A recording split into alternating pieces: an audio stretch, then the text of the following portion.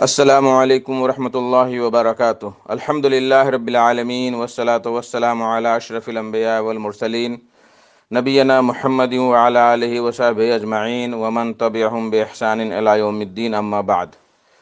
میرے دوستو، بزرگوں، اسلامی بھائیوں اور بہنوں، سامعین و سامعات کرام، آج 6 ربیع الثانی 1442 ہجری، 22 نومبر 2020 عیسوی، 7 گتے اگہن 2077 بکرمی، اتوار کا دن، میں محمد مستقی مدنی آپ لوگوں کی خدمت میں صدائے حق کا پروگرام لے کر حاضر ہو گیا ہوں، جو روزانہ آپ junk Nandini FM 95.5 mega hertz پر سماعت فرماتے آ رہے ہیں۔ آج بھی انشاءاللہ تبارک و تعالی سب سے پہلے تلاوت قرآن مجید سماعت فرمائیں گے، پھر ایک نظم، پھر ایک عالم کا خطاب۔ تو لیجئے سماعت فرمائیں قرآن مجید کی تلاوت۔ اعوذ باللہ من الشیطان الرجیم، بسم اللہ الرحمن اللہ اکبر اللہ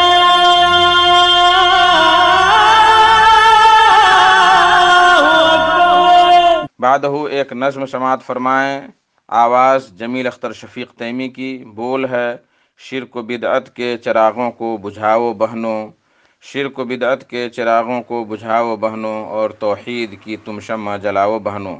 شرک و بدعات کے چراغوں کو بجھاؤ بہنوں، شرک و بدعات کے چراغوں کو بجھاؤ بہنوں، شرک و بدعات کے چراغوں کو بجھاؤ اور توحید کی تم شمع جلاؤ بہنوں، اور توحید کی تم شمع جلاؤ بہنوں۔ اللہ اکبر اللہ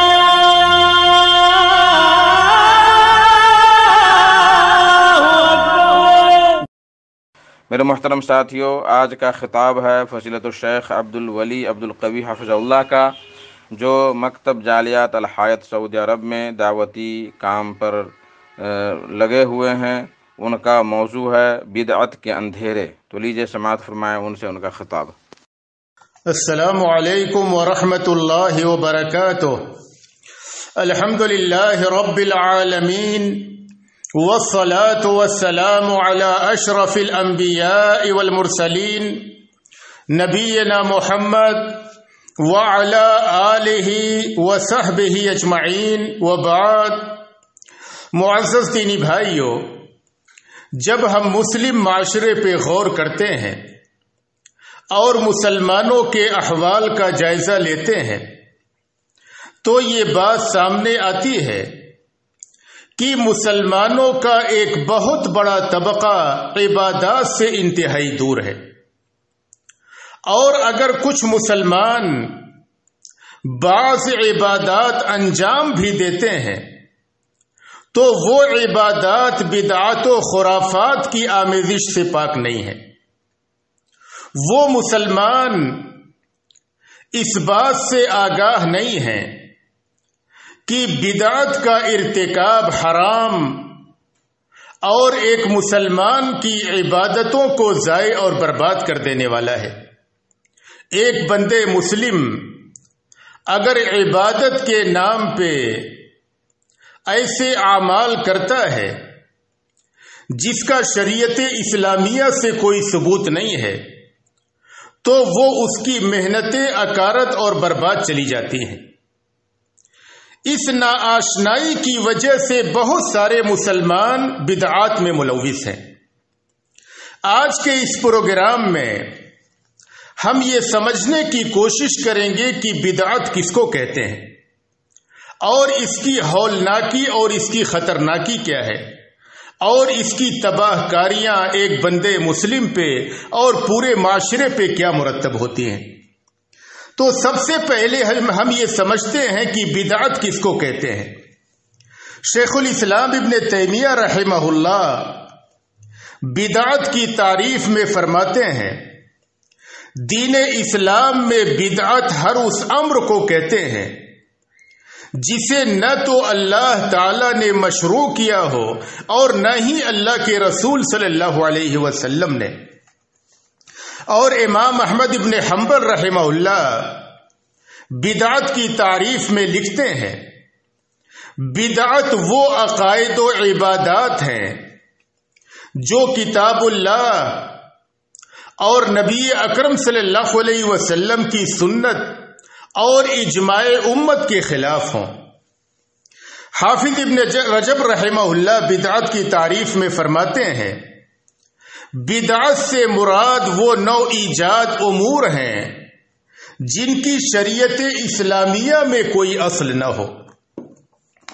ان تعریفات کی روشنی میں ہمیں یہ بات سمجھ میں آ جاتی ہے کہ بدعت ہر اس عمل کو کہتے ہیں جسے ایک بندے مسلم نیکی سمجھ کر کے یا عبادت سمجھ کر کے انجام دیتا ہے اور اس کا ثبوت اللہ کی کتاب قرآن کریم سے اور نبی اکرم صلی اللہ علیہ وسلم کی احادیث مبارکہ سے نہیں ہوتا ہے. یعنی جس عمل کو بھی ایک مسلمان نیکی یا عبادت سمجھ کر کے انجام دے اور اس کا ثبوت اللہ کی کتاب قرآن کریم میں یا یہ کہ نبی اکرم صلی اللہ علیہ وسلم کی احادیث مبارکہ میں نہ ہو اس کو بدعت کہتے ہیں. اور اس طریقے کے بہت سے اعمال مسلمانوں میں رائج ہیں اور اس طریقے کی بے شمار بدعات موجود ہیں. لہذا مسلمانوں کو بدعات سے اجتناب کرنا چاہیے. جب ہم بہت سے مسلمانوں کو بدعت سے ڈراتے ہیں اور بچنے کی تلقین کرتے ہیں تو بعض نادان مسلمان اس غلط فہمی کے شکار ہوتے ہیں کہ وہ فوری طور پہ جواب میں کہتے ہیں کہ نبی اکرم صلی اللہ علیہ وسلم کے زمانے میں موبائل نہیں تھا, نبی اکرم صلی اللہ علیہ وسلم کے زمانے میں ہوائی جہاز نہیں تھا. اس کا مطلب یہ ہے کہ اس کا استعمال بھی بدعت ہے اور غلط ہے. تو ان کے سامنے یہ بات واضح ہونی چاہیے کہ بدعت اس عمل کو کہتے ہیں جسے ایک مسلمان نیکی یا عبادت سمجھ کر کے انجام دیتا ہے اور اس کا ثبوت قرآن کریم اور نبی اکرم صلی اللہ علیہ وسلم کی احادیث مبارکہ سے نہ ہو.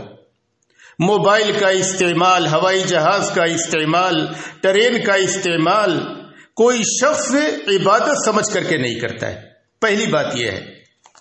دوسری بات یہ ہے کہ اس مسئلے میں شریعت کے ایک اصول اور ضابطے کو سمجھنا چاہیے جس کا ذکر فقہا نے کیا ہے.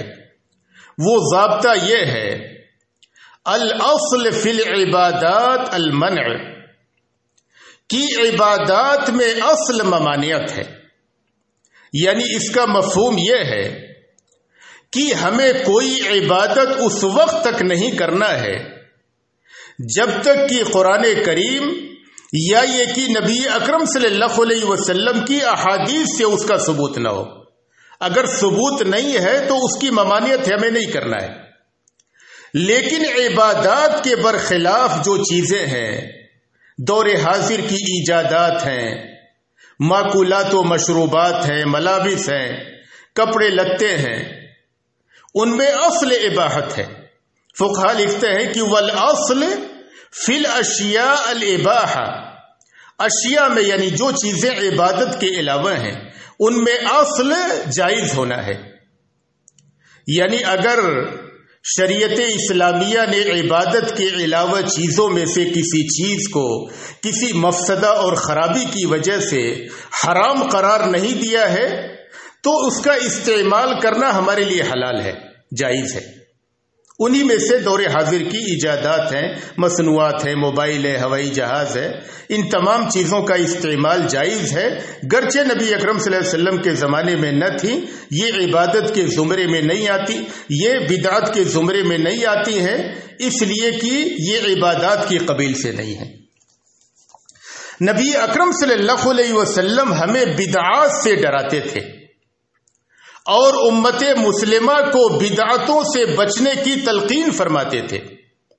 بدعتوں کا ارتکاب ایک مسلمان کے لیے حرام ہے اور انتہائی سنگین جرم اور انتہائی خطرناک گناہ ہے۔ حضرت عرباض بن ساریہ رضی اللہ عنہ بیان کرتے ہیں کہ نبی اکرم صلی اللہ علیہ وسلم نے ایک دن ہمیں نماز پڑھائی۔ نماز سے فارغ ہو کر کے آپ ہماری جانب متوجہ ہوئے۔ آپ نے ہمیں ایک انتہائی جامع نصیحت کی۔ اس نصیحت کو سن کر کے نگاہیں اشکبار ہو گئیں، دل خوف زدہ ہو گئے۔ ایک صحابی رسول نے کہا کہ اے نبی صلی اللہ علیہ وسلم، یہ تو آپ کی آخری نصیحت لگتی ہے، لہذا آپ ہمیں کچھ وصیت کر دیجئے۔ آپ صلی اللہ علیہ وسلم نے فرمایا، اوصیکم بتقوی اللہ والسمع والطاعہ، میں تمہیں وصیت کرتا ہوں اللہ سے ڈرتے رہنے کی اور اپنے امیر کی بات کے سننے اور ماننے کی، گرچہ وہ ایک حبشی غلام ہی کیوں نہ ہو۔ پھر آپ صلی اللہ علیہ وسلم نے فرمایا، فَإِنَّهُ مَن يَعِشْ مِنكُم بَعْدِي فَسَيَرَىٰ اخْتِلَافًا كَثِيرًا فَعَلَيْكُمْ بِسُنَّتِي وَسُنَّتِ الْخُلَفَاءِ الرَّاشِدِينَ الْمَهْدِيِّينَ، اس لیے کہ تم میں کا جو شخص میرے بعد زندہ رہے گا وہ دین میں بہت سارے اختلافات دیکھے گا۔ لوگوں نے دین کے نام پہ الگ الگ راہیں بنا لی ہوں گی، دین کے نام پہ الگ الگ ڈگر متعین کر لیے ہوں گے، تو تم ایسے وقت میں میری سنت کو اور میرے ہدایت یافتہ نیک خلفاء کی سنت کو لازم پکڑنا۔ تمسکوا بہا، تم اس کو مضبوطی سے پکڑ لینا۔ وعضوا علیہا بالنواجذ، اور اپنے دانتوں سے میری سنتوں کو دبا لینا کہ کہیں میری سنتیں، میرا طریقہ تم سے چھوٹنے نہ پائے۔ وَإِيَّاكُمْ وَمُحْدَثَاتِ الْأُمُورِ، اور تم اپنے آپ کو دین میں ہر نئی پیدا کردہ چیز سے بچانا۔ ہر وہ عمل دین کے نام پہ جو نبی اکرم صلی اللہ علیہ وسلم کے زمانے میں نہ ہوا، لوگوں نے بعد میں اس کو ایجاد کر دیا ہو اور اس کو لوگ کار ثواب بتاتے ہوں، اس طریقے کے نو ایجاد امور سے تم اپنے آپ کو بچانا، اس لیے کہ ہر نئی پیدا کردہ چیز بدعت ہے۔ دین کے نام پہ ہر وہ چیز جو نبی اکرم صلی اللہ علیہ وسلم کے زمانے کے بعد لوگوں نے ایجاد کر دی اور نبی اکرم صلی اللہ علیہ وسلم کے طریقے سے اس کا کوئی ثبوت نہیں ہے، وہ ہر نئی پیدا کردہ چیز بدعت ہے اور ہر بدعت گمراہی ہے۔ حضرت جابر بن عبداللہ رضی اللہ عنہ بیان کرتے ہیں کہ نبی اکرم صلی اللہ علیہ وسلم اپنے خطبہ جمعہ میں اللہ کی حمد و ثنا بیان کرنے کے بعد کہا کرتے تھے، من یہدہ اللہ فلا مضل لہ ومن یضللہ فلا ہادی لہ، کہ اللہ تبارک و تعالی جسے ہدایت دے اسے کوئی گمراہ کرنے والا نہیں، اور جسے گمراہ کر دے اسے کوئی ہدایت دینے والا نہیں۔ ان اصدق الحدیث کتاب اللہ، کی سب سے سچی بات اللہ کی کتاب ہے۔ وَأَحْسَنَ الْهَدْيِ هَدْيُ مُحَمَّدٍ، اور سب سے اچھا طریقہ محمد صلی اللہ علیہ وسلم کا طریقہ ہے۔ وَشَرَّ الْأُمُورِ مُحْدَثَاتُهَا، اور سب سے برے امور نئی پیدا کردہ چیزیں ہیں۔ دین میں دین کے نام پہ نئی پیدا کردہ چیزیں یہ سب سے برے امور ہیں، اور ہر نئی پیدا کردہ چیز بدعت ہے، اور ہر بدعت گمراہی ہے، اور ہر گمراہی جہنم میں لے جانے والی چیز ہے۔ تو نبی اکرم صلی اللہ علیہ وسلم بدعتوں سے ڈراتے تھے اور امت مسلمہ کو اس سے بچنے کی تاکید فرماتے تھے۔ حضرت عائشہ رضی اللہ عنہا بیان کرتی ہیں کہ نبی اکرم صلی اللہ علیہ وسلم نے فرمایا، من احدث فی امرنا ھذا ما لیس فیہ فہو رد، کہ جس شخص نے ہمارے اس دین میں کوئی ایسی چیز ایجاد کر دی جو اس دین میں سے نہیں ہے تو وہ مردود غیر قابل قبول ہے۔ تو ایک مسلمان کو بدعتوں سے بچنا چاہیے۔ بدعتوں کے انتہائی تباہ کن اور مہلک اور خطرناک قسم کے نتائج مرتب ہوتے ہیں۔ ان میں سے بعض کا ذکر کیا جاتا ہے۔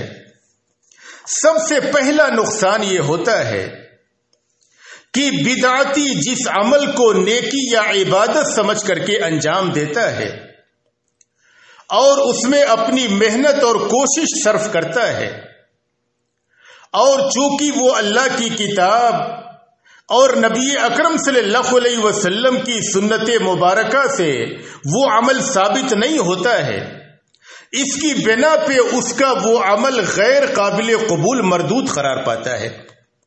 حضرت عائشہ رضی اللہ عنہا بیان کرتی ہیں کہ نبی اکرم صلی اللہ علیہ وسلم نے فرمایا، من عمل عملا لیس علیہ امرنا فہو رد، جس شخص نے کوئی ایسا عمل کیا جو ہمارے طریقے کے خلاف ہے، ہمارے زمانے میں وہ طریقہ نہ تھا، نیکی کا عبادت کا وہ طریقہ ہمارے زمانے میں نہ تھا، تو اس کا وہ عمل مردود غیر قابل قبول ہے۔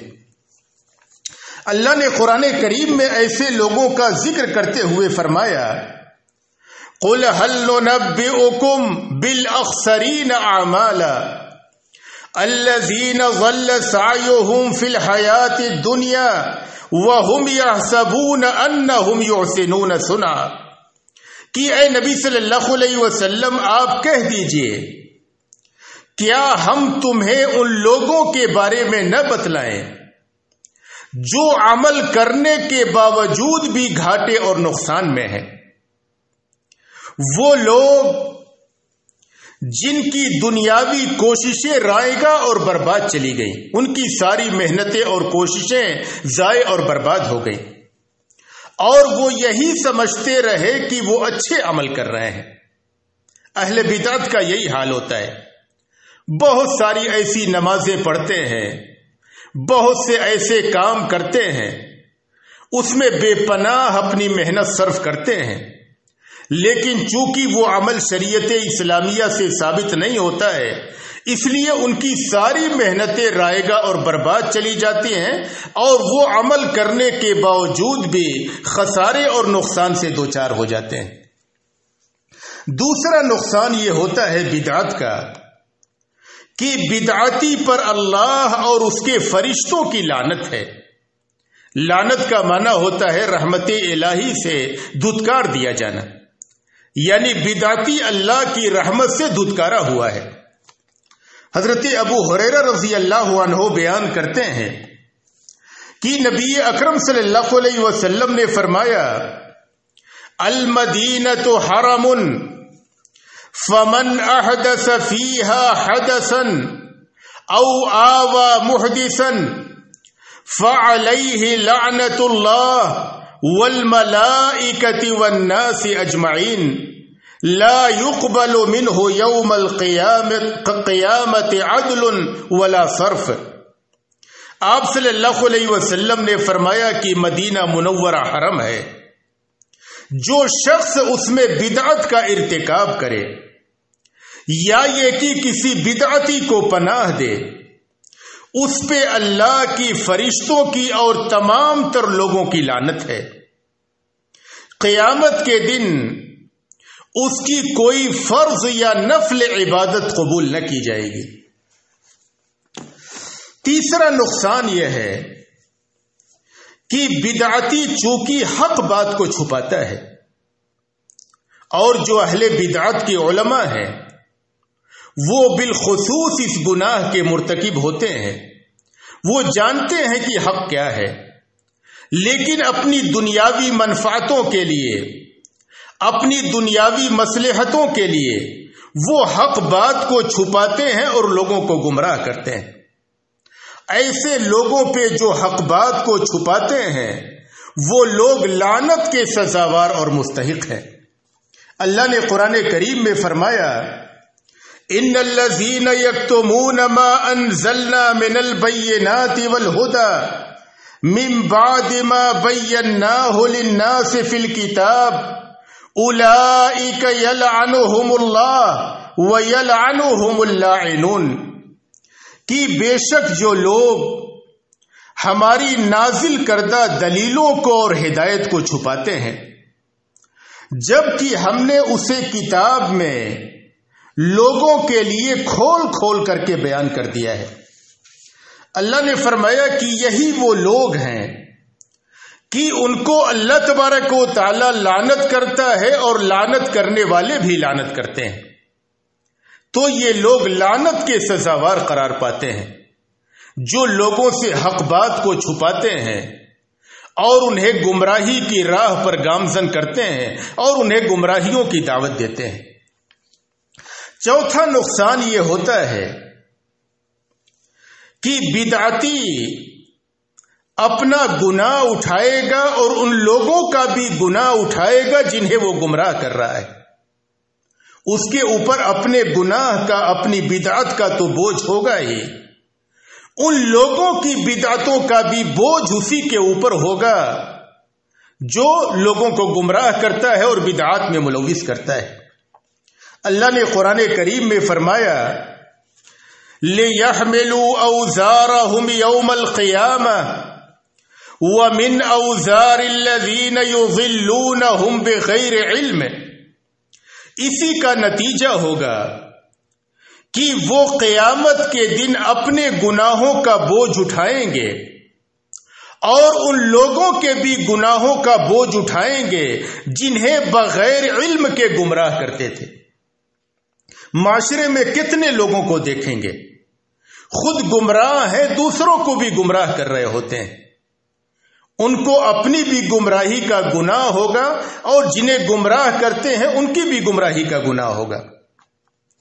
حضرت ابو ہریرہ رضی اللہ عنہ بیان کرتے ہیں کہ نبی اکرم صلی اللہ علیہ وسلم نے فرمایا، من دعا الی ہدی کان لہ من الاجر مثل اجور من تبعہ لا ينقص ذلك من اجورهم شیئا، کہ جو شخص کسی آدمی کو کسی ہدایت کی جانب، کسی نیکی کی جانب بلائے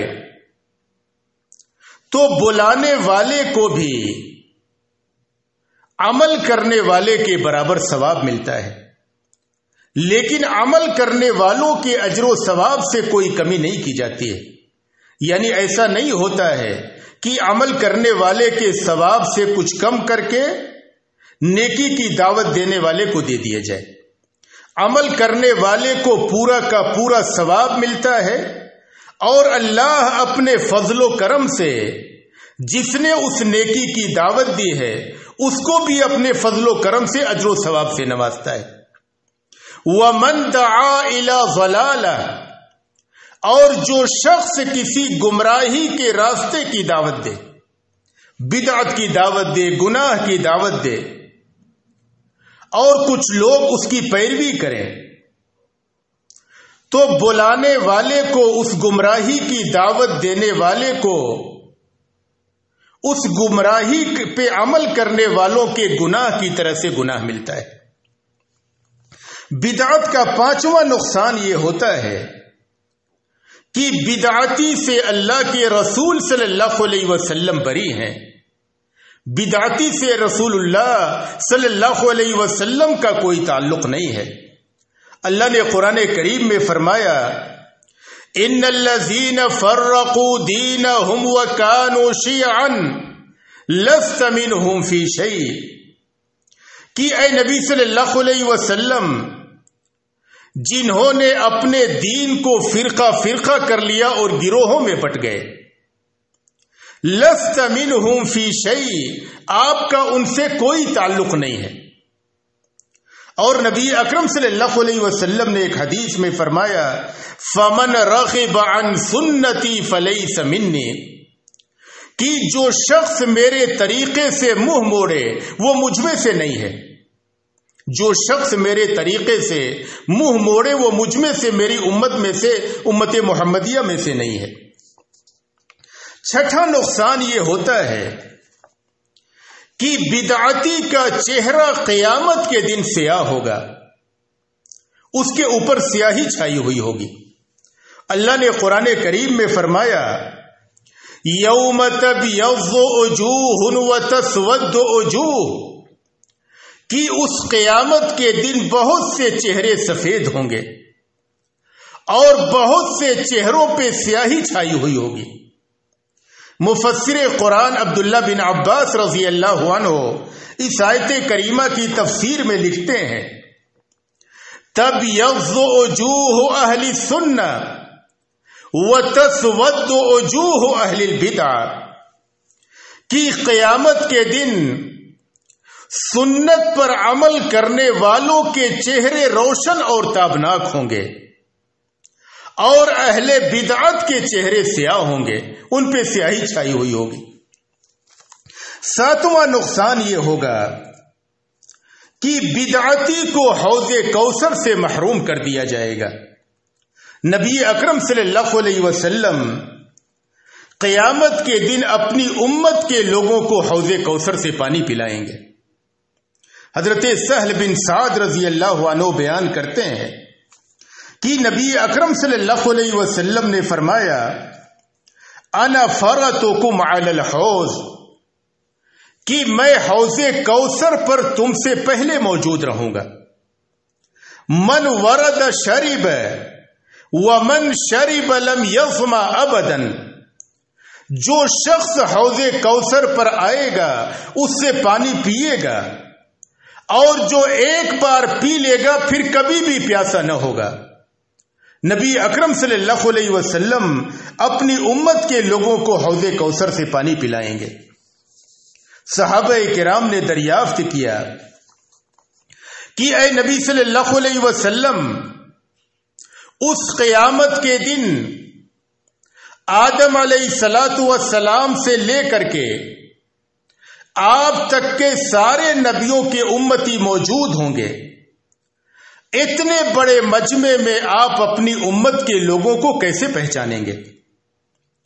آپ صلی اللہ علیہ وسلم نے فرمایا کہ اے میرے صحابہ، تم یہ بتلاؤ کہ اگر اونٹوں کا ریوڑ ہو، اس میں سے کچھ اونٹ سرخ ہوں اور کچھ سیاہ ہوں، تو کیا سرخ اونٹوں کو سیاہ اونٹوں سے الگ نہیں کیا جا سکتا ہے؟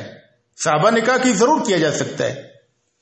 آپ صلی اللہ علیہ وسلم نے فرمایا ان امتی یأتون یوم القیامہ غرا محجلین من آثار الوضوء، کہ قیامت کے دن میری امت کے لوگ آئیں گے کہ وضو کی وجہ سے، وضو کے نشانات کی وجہ سے ان کے ہاتھ پاؤں اور چہرے چمک رہے ہوں گے.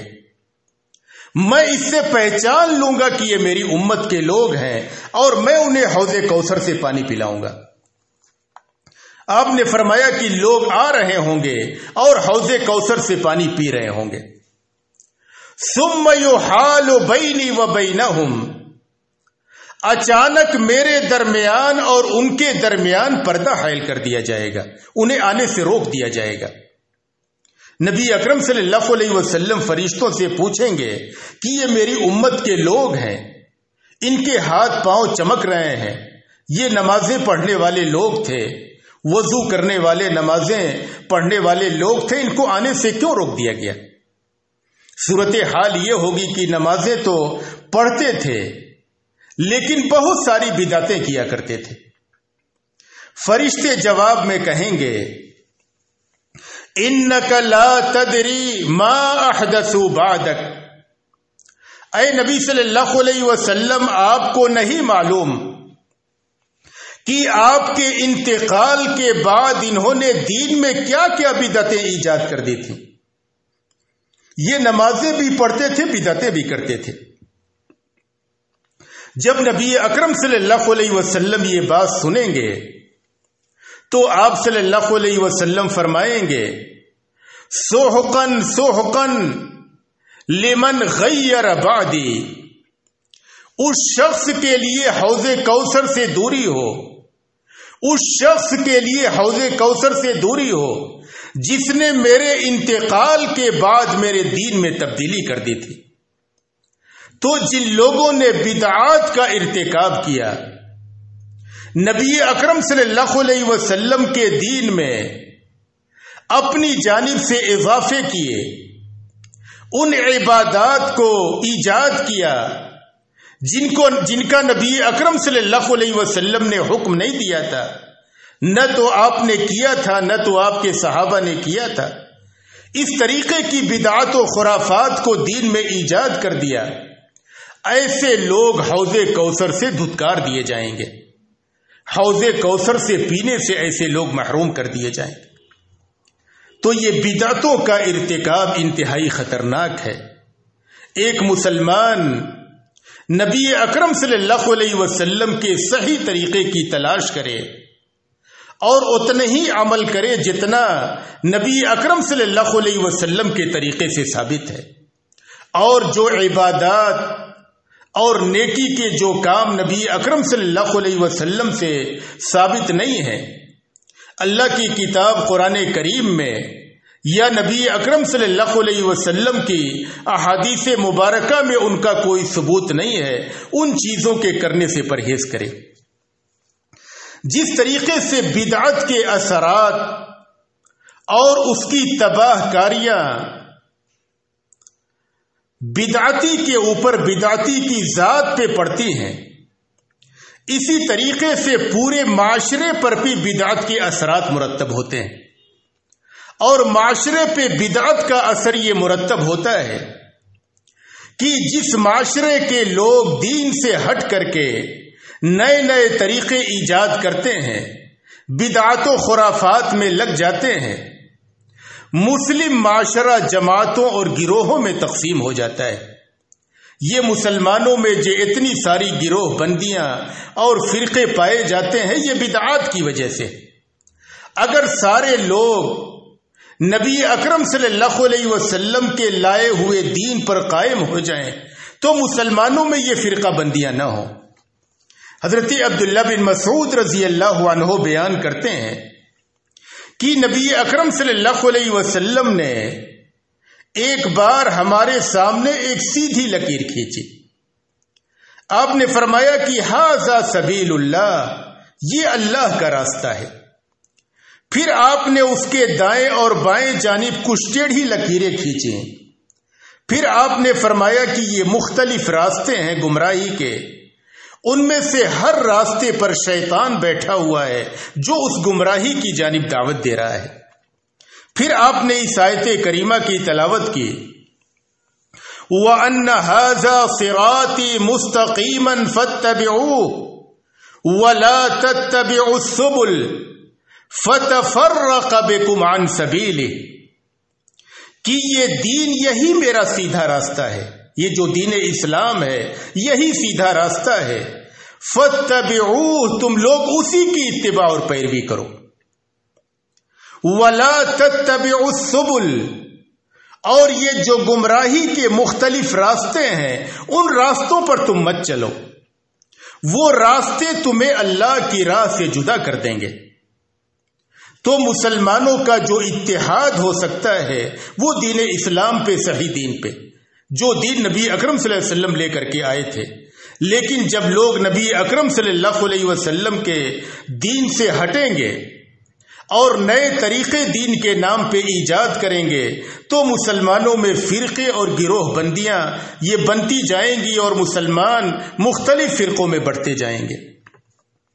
اللہ نے قرآن کریم میں اپنے نبی جناب محمد الرسول اللہ صلی اللہ علیہ وسلم کو اور سابقہ انبیاء کو اس بات کی وصیت کی، ان اقیموا الدین ولا تتفرقوا فیہ، کہ دین کو قائم رکھو اور اس میں پھوٹ نہ ڈالو، اللہ نے انبیاء کو وصیت کر کے امتوں کو وصیت کیا کہ اے امت کے لوگوں، تم دین کے راستے پر قائم رہو اور مختلف راستے اختیار کر کے تم دین میں پھوٹ اور اختلاف نہ ڈالو۔ حضرت عبداللہ بن عمرو بن عاص رضی اللہ عنہ بیان کرتے ہیں کہ نبی اکرم صلی اللہ علیہ وسلم نے فرمایا کہ بنی اسرائیل یہ 72 فرقوں میں تقسیم ہو گئے اور میری امت 73 فرقوں میں تقسیم ہو جائے گی۔ پھر آپ نے فرمایا کہ کلہم فی النار الا ملۃ واحدہ، یہ سب کے سب فرقے والے جہنم میں ہوں گے سوائے ایک جماعت کے، یعنی 73 میں سے 72 یہ جہنم میں ہوں گے، صرف ایک جماعت ہوگی جو جنت میں جائے گی۔ صحابہ نے پوچھا کہ اے نبی صلی اللہ علیہ وسلم، وہ ایک جماعت کون سی ہوگی؟ تو آپ نے فرمایا کہ ما انا علیہ و اصحابی، یہ وہ جماعت ہوگی جو اس طریقے پر ہوگی جس پر میں ہوں اور میرے صحابہ ہیں، جو میرے اور میرے صحابہ کے طریقے پر جو جماعت ہوگی وہ جماعت جنتی ہوگی۔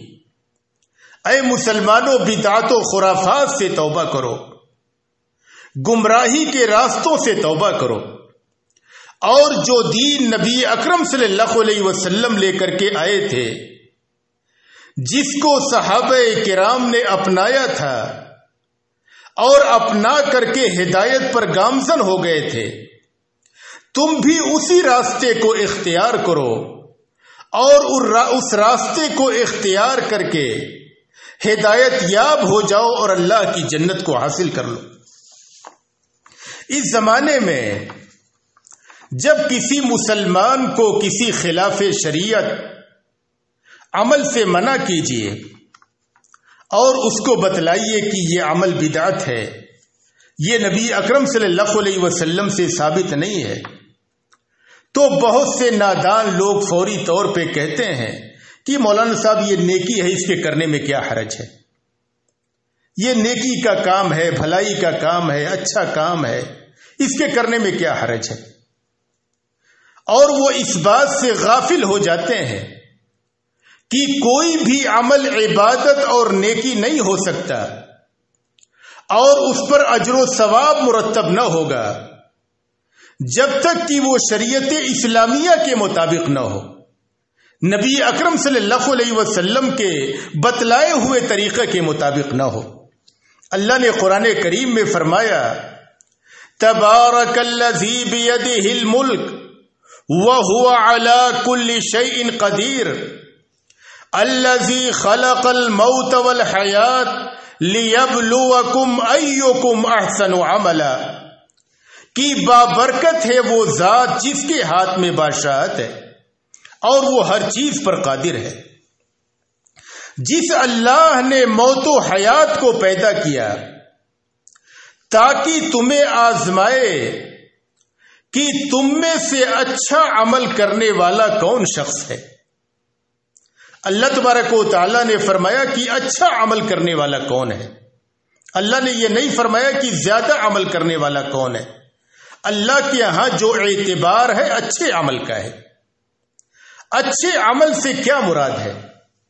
فضیل بن عیاض رحمہ اللہ اچھے عمل کے بارے میں لکھتے ہیں، اخلصہ و اصوبہ، وہ عمل جو اللہ کے لیے خالص ہو اور نبی اکرم صلی اللہ علیہ وسلم کے بتلائے ہوئے طریقہ کے مطابق ہو، یہ اچھا عمل ہے اور یہی اللہ کے یہاں مقبول ہے۔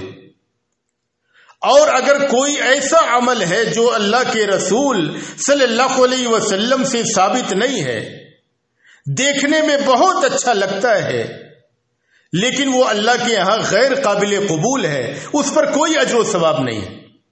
لوگ بہت ساری بدعتی نمازیں پڑھتے رہتے ہیں، نماز بظاہر اچھا عمل ہے لیکن چونکہ نبی اکرم صلی اللہ علیہ وسلم کے طریقے سے وہ نمازیں ثابت نہیں ہیں، اس لیے ان پر کوئی اجر و ثواب نہیں ہے۔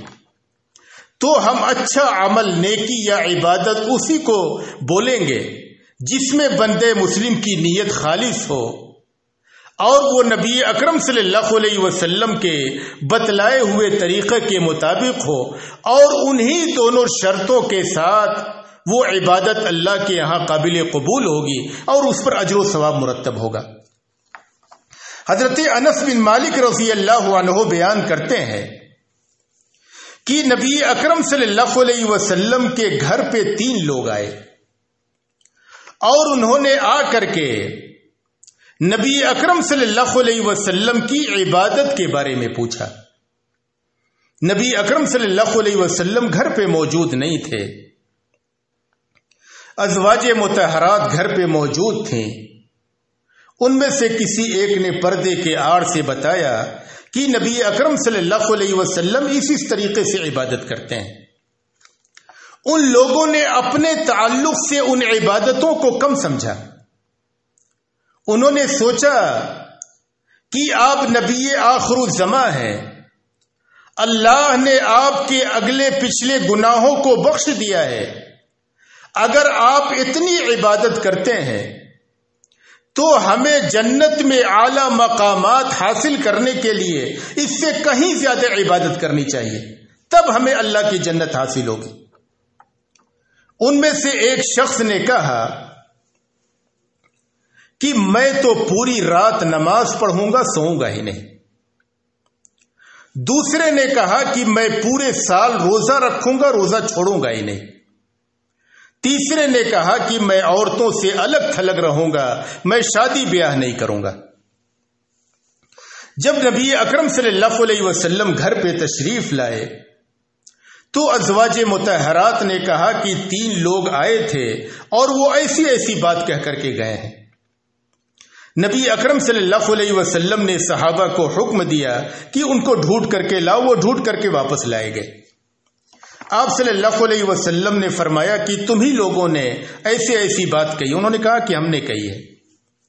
آپ صلی اللہ علیہ وسلم نے فرمایا اما واللہ انی لاخشاکم للہ واتقاکم، کہ اللہ کی قسم میں تم میں سب سے زیادہ اللہ سے ڈرنے والا ہوں اور اس کا خوف رکھنے والا ہوں، لیکن میرا معاملہ یہ ہے کہ میں رات کے کچھ حصے میں نماز بھی پڑھتا ہوں، کچھ حصے میں سو بھی جاتا ہوں، سال کے کچھ دنوں میں روزے بھی رکھتا ہوں، کچھ دنوں میں چھوڑ بھی دیتا ہوں، اور میں عورتوں سے شادی بیاہ بھی کرتا ہوں۔ پھر آپ نے فرمایا کہ فمن رغب عن سنتی فلیس منی، جو شخص میری سنت سے منہ موڑے وہ مجھ میں سے نہیں ہے۔ یعنی نبی اکرم صلی اللہ علیہ وسلم نے ان کے ان ارادوں کو سنت سے اعراض قرار دیا۔ ان کے ارادے بظاہر نیک تھے، ایک کا ارادہ تھا پوری رات نماز پڑھوں گا، ایک کا ارادہ تھا پورے سال روزہ رکھوں گا، ایک کا ارادہ تھا شادی بیاہ دنیاوی جھنجھٹ سے الگ رہوں گا، صرف عبادت میں لگا رہوں گا۔ بظاہر ان کے ارادے نیک تھے، لیکن نبی اکرم صلی اللہ علیہ وسلم نے اس کو سنت سے اعراض قرار دیا، اس بنا پہ کہ ان کے ارادے نبی اکرم صلی اللہ علیہ وسلم کے طریقہ کے مطابق نہ تھے۔ تو کوئی بھی عمل بظاہر جتنا اچھا لگتا ہو، لیکن اگر وہ نبی اکرم صلی اللہ علیہ وسلم کے طریقہ کے مطابق نہیں ہے تو وہ نیکی نہیں ہے، بلکہ وہ بدعت ہے جس سے ایک مسلمان کو بچنا چاہیے۔ صرف ایک واقعہ اور ذکر کر کے اس پروگرام کو ختم کرتا ہوں۔ مشہور تابعی سعید بن مسیب رحمہ اللہ نے ایک بار ایک شخص کو دیکھا کہ وہ طلوع فجر کے بعد لمبے رکوع اور سجدے کے ساتھ 2 رکعت سے زیادہ نمازیں پڑھ رہا ہے۔ فجر طلوع ہو گئی، فجر کی اذان مثلاً ہو گئی، اس کے بعد آدمی 2 رکعت فجر کی سنت پڑھے گا، اس کے بعد مسجد میں انتظار کرے گا یہاں تک کہ اقامت ہوگی، پھر فرض نماز پڑھے گا۔ وہ لمبی نمازیں پڑھتا چلا جا رہا ہے۔ حضرت سعید بن مسیب رحمہ اللہ نے اسے روکا، کہا کہ یہ عمل نبی اکرم صلی اللہ علیہ وسلم کے طریقے سے ثابت نہیں ہے۔ اس شخص نے کہا کہ کیا اللہ تعالیٰ مجھے نماز پڑھنے پر عذاب دے گا؟ میں تو نیک کام کر رہا ہوں، نماز پڑھ رہا ہوں، کیا اس میں مجھے اللہ عذاب دے گا؟ تو سعید بن مسیب رحمہ اللہ نے فرمایا لیکن اللہ تبارک و تعالیٰ تمہیں سنت کی مخالفت پر عذاب دے گا۔ تم تو بظاہر نیک کام کر رہے ہو، نماز پڑھ رہے ہو، لیکن یہ طریقہ نبی اکرم صلی اللہ علیہ وسلم سے ثابت نہیں ہے، اس لیے نبی اکرم صلی اللہ علیہ وسلم کے طریقہ کی مخالفت پر اللہ تبارک و تعالیٰ تمہیں عذاب دے گا۔ تو ایک مسلمان کوئی بھی عبادت، کوئی بھی نیک کام کرنے سے پہلے نبی اکرم صلی اللہ علیہ وسلم کے طریقے کو تلاش کرے کہ آیا یہ عمل نبی اکرم صلی اللہ علیہ وسلم کے طریقے سے ثابت ہے یا نہیں ہے۔ اگر ثابت ہے تو آپ نے کس کیفیت سے ادا کیا ہے، کتنا ادا کیا ہے، کس وقت میں ادا کیا ہے، ان تمام چیزوں کی پابندی اور اس کا لحاظ کرتے ہوئے اگر وہ اس عبادت کو انجام دیتا ہے تو وہ اللہ کے ہاں قبول ہوتی ہے، اس پہ اجر و ثواب مرتب ہوتا ہے۔ اور اگر اس میں اپنی جانب سے کمی بیشی کرتا ہے یا یہ کہ نبی اکرم صلی اللہ علیہ وسلم کے طریقے سے یا اللہ کے فرمان سے اس عمل کا ثبوت نہیں ہے اور اس کو کرتا ہے تو وہی بدعت ہے، ایک حرام عمل کا ارتکاب کرتا ہے جس پہ وہ شخص گنہگار ہوتا ہے، اور یہ کہ اس کا وہ عمل اللہ کے ہاں غیر قابل قبول ہوتا ہے۔ اللہ تبارک و تعالیٰ سے دعا ہے کہ اللہ تبارک و تعالیٰ ہمیں بدعات سے محفوظ رکھے، اور جب تک اس دنیا میں رکھے ایمان و اسلام پہ رکھے، اور جب ہمارا خاتمہ ہو ایمان و اسلام پہ ہو۔ وآخر دعوانا ان الحمد للہ رب العالمین۔ اللہ اکبر اللہ